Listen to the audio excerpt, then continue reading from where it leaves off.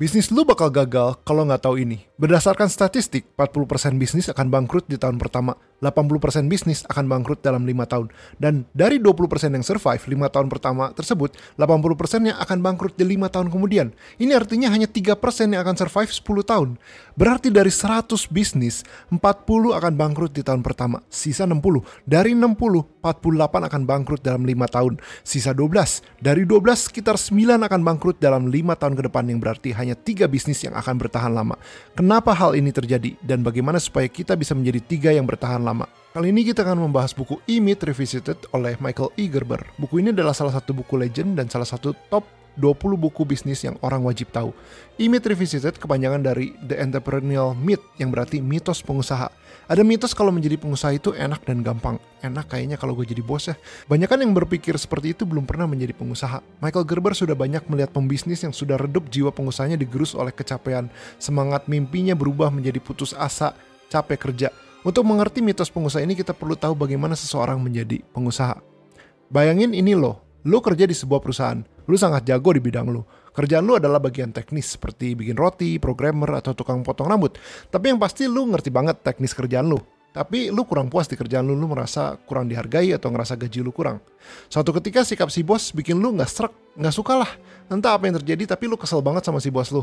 Lu berpikir ini si bos ada-ada aja nih. Kalau nggak ada gua ini bisnis gak akan jalan tau nggak.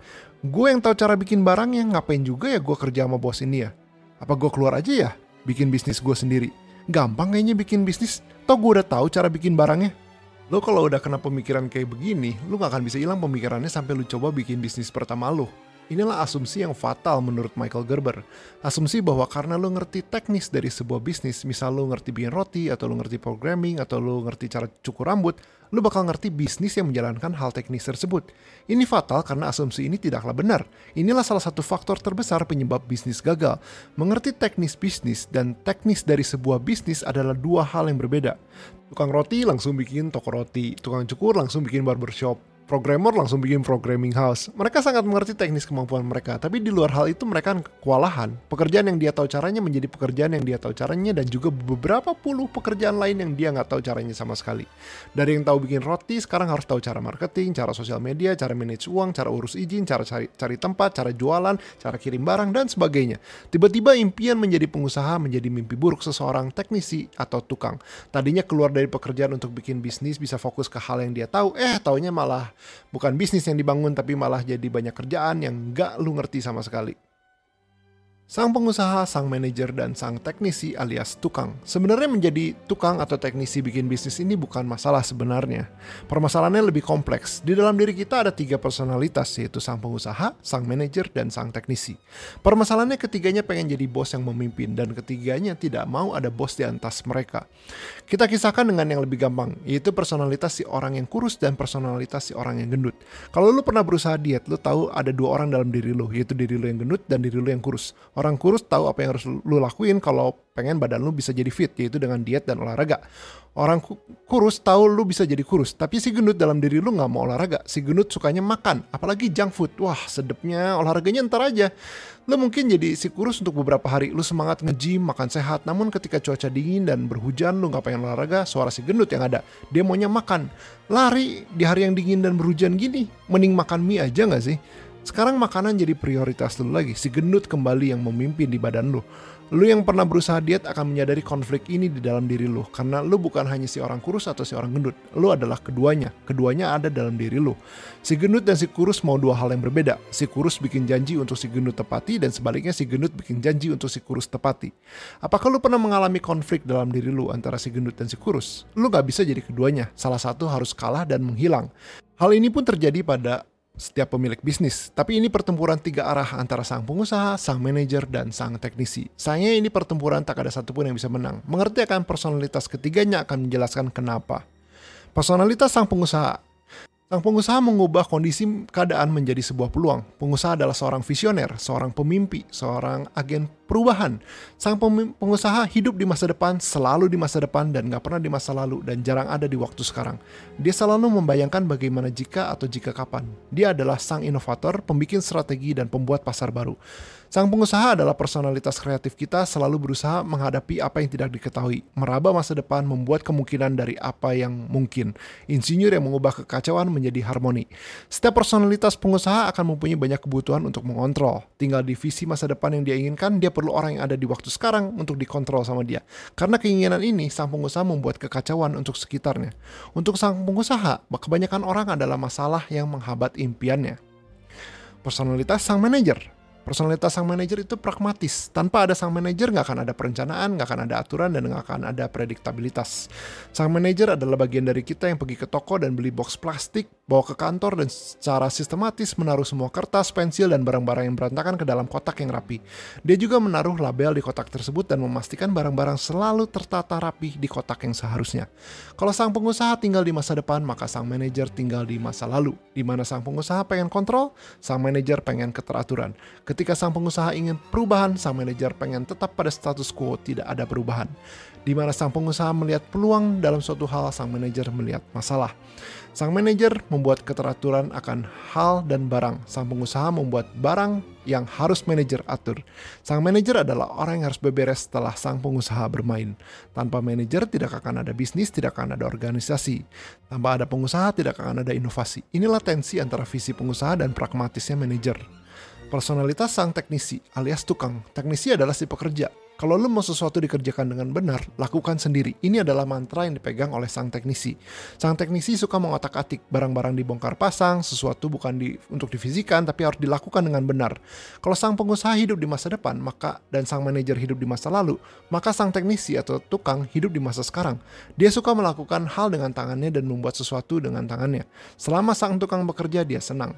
Bagi teknisi, berpikir itu tidak produktif, kecuali berpikir untuk kerjaan yang harus dilakukan. Berpikir hal lain yang bukan kerjaan hanya akan menghalangi kerjaan. Sang teknisi tidak tertarik dengan ide baru, dia tertarik bagaimana cara melakukannya. Sang pengusaha suka melempar ide baru ke sang teknisi yang disuruh membuatnya. Kalau simbiosis berhasil, maka bagus karena akan ada produk baru yang dilahirkan. Tapi seringkali ide yang dilempar itu tidaklah berhasil dan terkadang buruk karena memberi ide yang tidak perlu seharusnya dipikirkan. Sang manajer juga masalah buat sang teknisi karena dia suka memberi aturan pada kerjaan sang teknisi, menjadikan dia seperti bagian dari sistem. Sang teknisi tidak suka diperlakukan kayak gitu. Dia merasa sistem itu melanggar hak individualnya.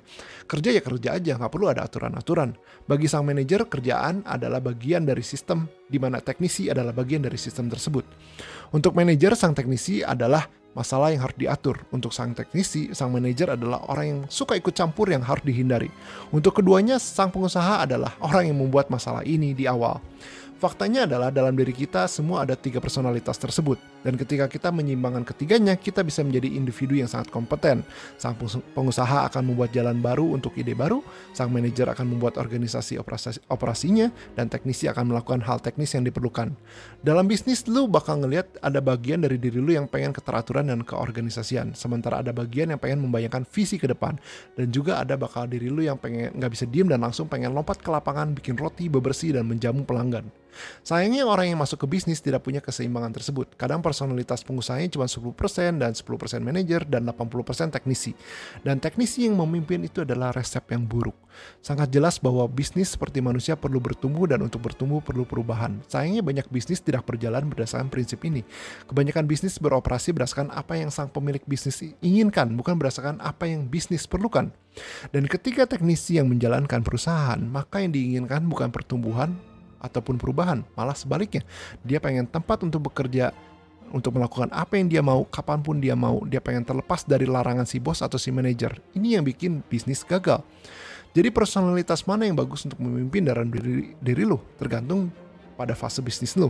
Ada 3 fase bisnis, yaitu fase bisnis balita, fase bisnis remaja, dan fase bisnis dewasa.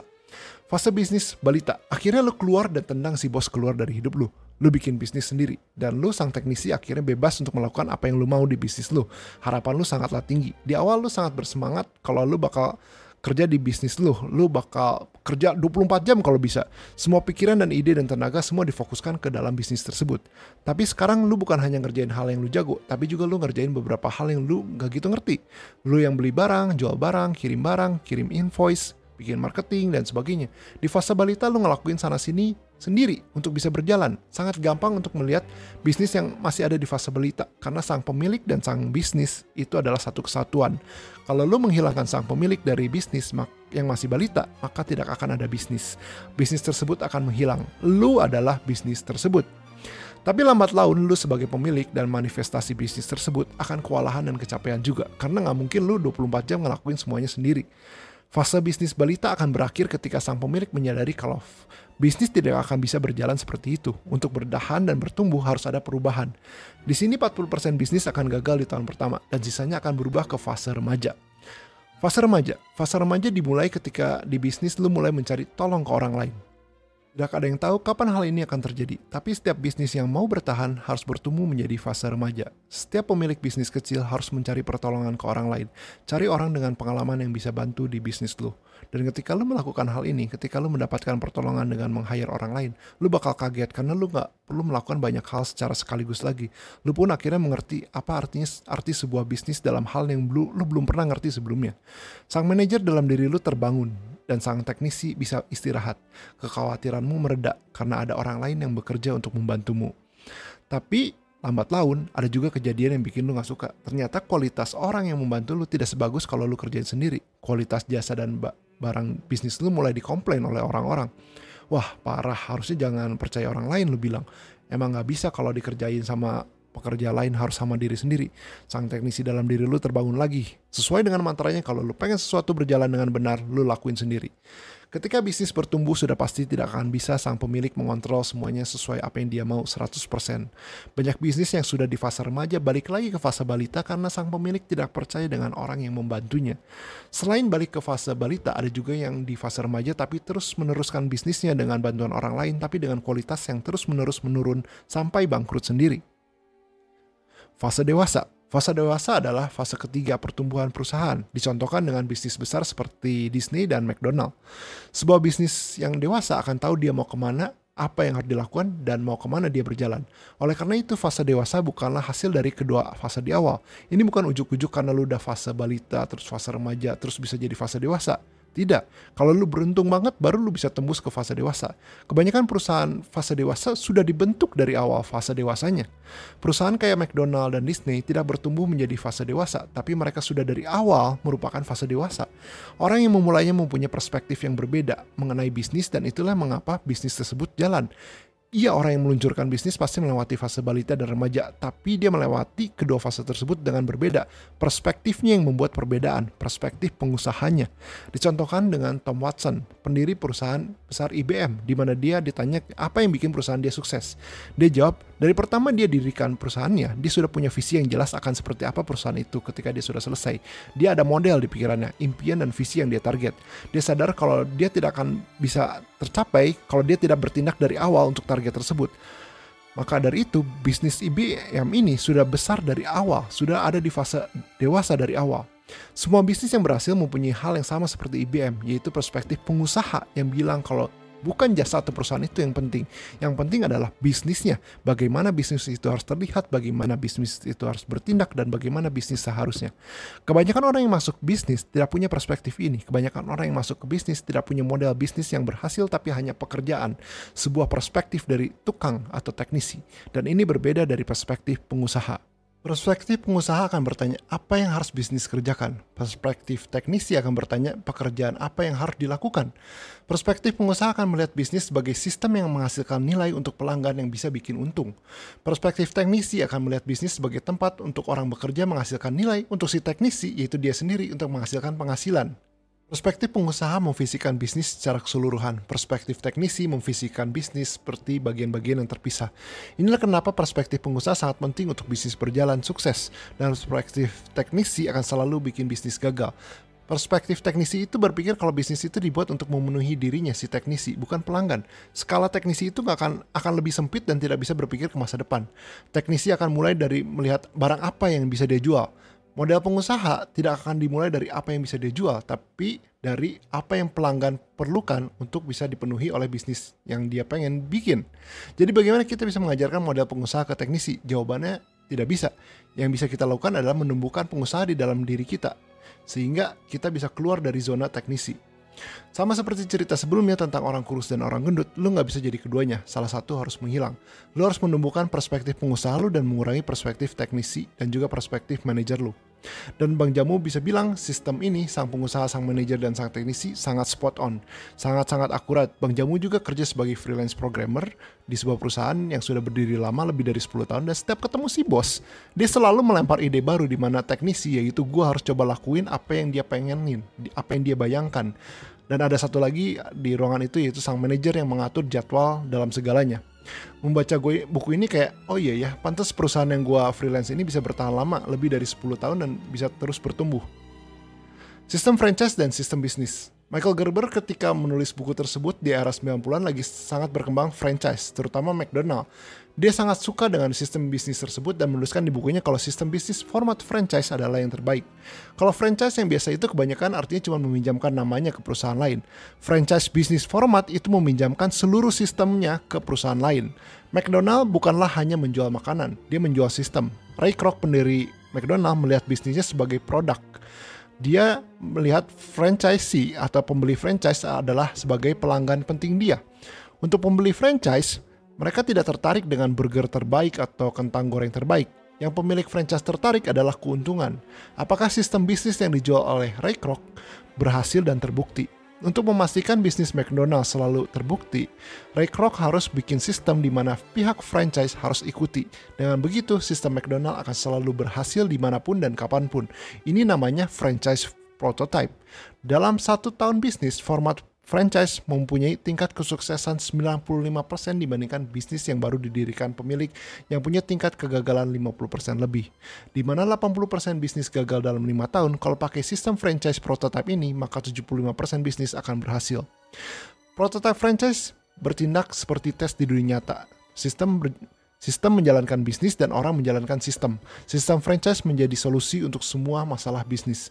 Jadi dengan sistem ini, bisnis diubah menjadi mesin yang bisa direplikasi kapanpun dan dimanapun. Di McDonald, Ray Kroc menjelaskan secara detail apa yang harus dilakukan di prototipenya. Kentang goreng yang ditinggal di tempat penghangat tidak boleh lebih dari 7 menit untuk mencegah kelembekan. Burger harus dipindah dari tray panas tidak lebih dari 10 menit untuk mencapai moisture yang tepat. Daging beku harus identik dalam ukuran dan berat dan diputar balik di waktu yang sama tiap kali di grill.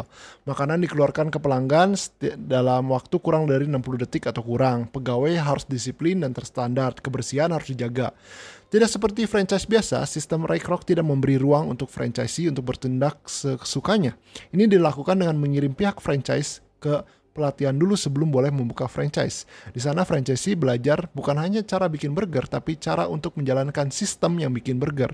Sistem yang akan selalu memuaskan pelanggannya. Inilah fondasi suksesnya McDonald. Jadi penting untuk membuat bisnis lu seperti sebuah sistem di mana semuanya ada SOP. Bekerjalah di bisnis lu, bukan di dalam bisnis lu.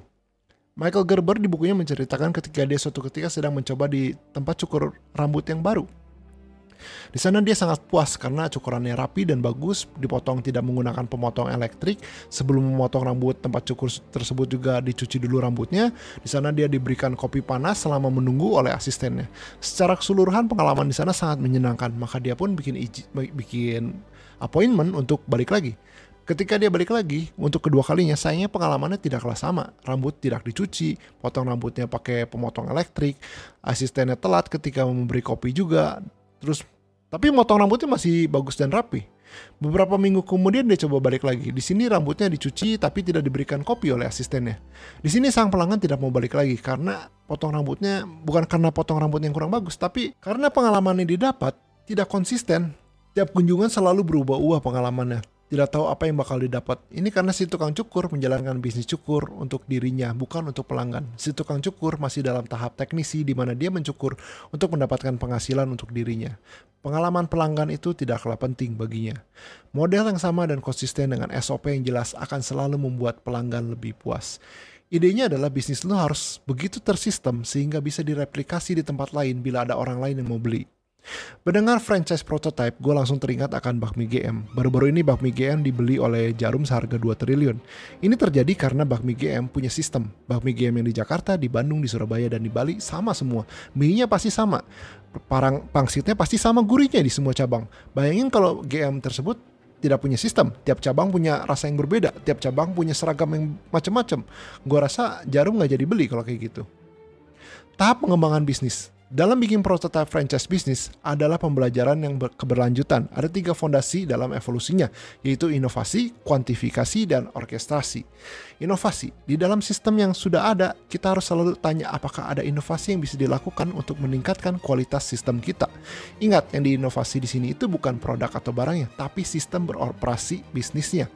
Inovasi tidak harus rumit dan kompleks, hal sederhana pun bisa. Contohnya ketika pelanggan datang, masuk biasanya ditanya, "Halo Kak, apa ada yang bisa dibantu?" Hal ini akan berakibat jawaban ya atau tidak, dan kemungkinan jawabannya tidak.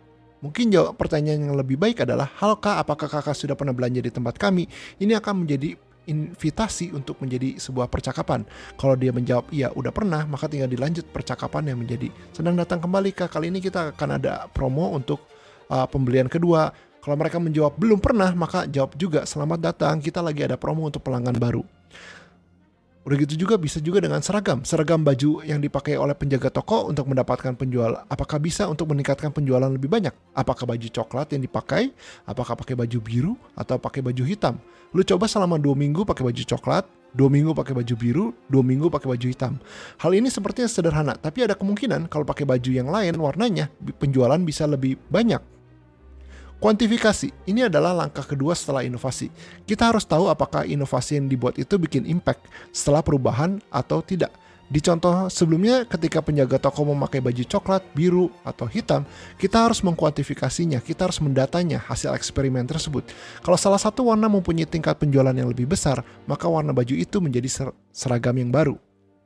Orkestrasi. Orkestrasi adalah langkah ketiga setelah kuantifikasi. Jadi setelah dicoba pada tahap eksperimen dan sudah didata dan dikuantifikasi, di langkah kedua maka langkah ketiga yaitu orkestrasi adalah tahap implementasi di sistem bisnis.